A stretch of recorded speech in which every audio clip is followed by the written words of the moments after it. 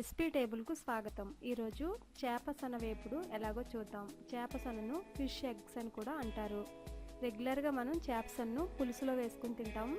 కాకపోతే కొంచెం మసాలా యాడ్ చేసి స్పైసీగా ఈరోజు ఫ్రై ఎలా చేయాలో చూద్దాం.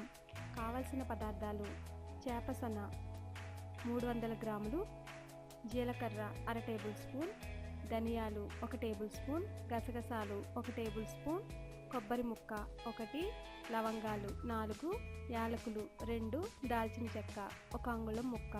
వీటన్నిటిని పేస్ట్ లాగా చేసుకుని ఒక పక్కన పెట్టుకోండి. కారం 2 టేబుల్ స్పూన్స్, ఉప్పు 1/2 టేబుల్ స్పూన్ లేదా రుచికి సరిపడినంత, నూనె 3 లేదా 4 టేబుల్ స్పూన్స్. ముందుగా చేప సొన వేపుడును ఎలా ప్రిపేర్ చేసుకోవాలో చూద్దాం. శుభ్రం చేసిన చేప సొనను ఒక ప్లేట్లోనికి తీసుకుని దానిపైన సాల్ట్ను వేసుకుని అద్దుకోండి. మనం రెగ్యులర్గా రఫ్గా ఎలా అయితే చేప ముక్కలకు రాస్తామో అలా కాకుండా పైన సాల్ట్ను వేసుకుని చేతితో ఇలా ఇక్కడ మూవీ క్లిప్లో చూపిస్తున్న విధంగా అద్దుకోండి.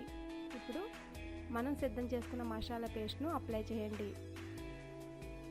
2 వైపులా మసాలా పేస్ట్ బాగా పట్టేలాగా అప్లై చేయండి.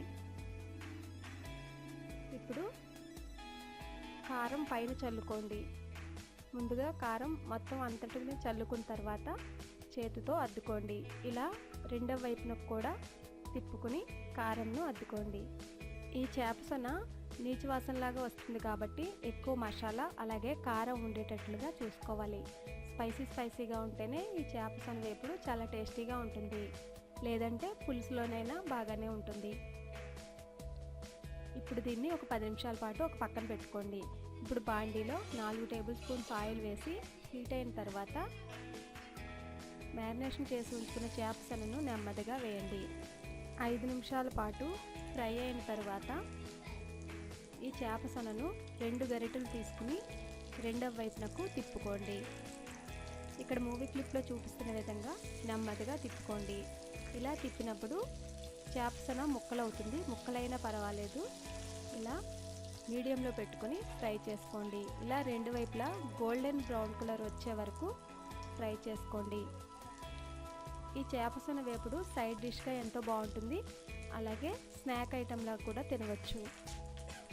పప్పుచారు లేదా పప్పు అలాగే సైడ్ డిష్లో కూడా ఎంతో టేస్టీగా ఉంటుంది. ఇలా బాగా ఫ్రై అయితేనే ఎంతో రుచిగా ఉంటుంది. అలాగే మసాలా కారం ఎక్కువగా ఉండేలా చూసుకోండి. మసాలా పేస్ట్ లేకపోయినా మసాలా పొడితో అలాగే ధనియాల పొడి, జీలకర్ర పొడి, కారంతో ప్రిపేర్ చేసుకోవచ్చు.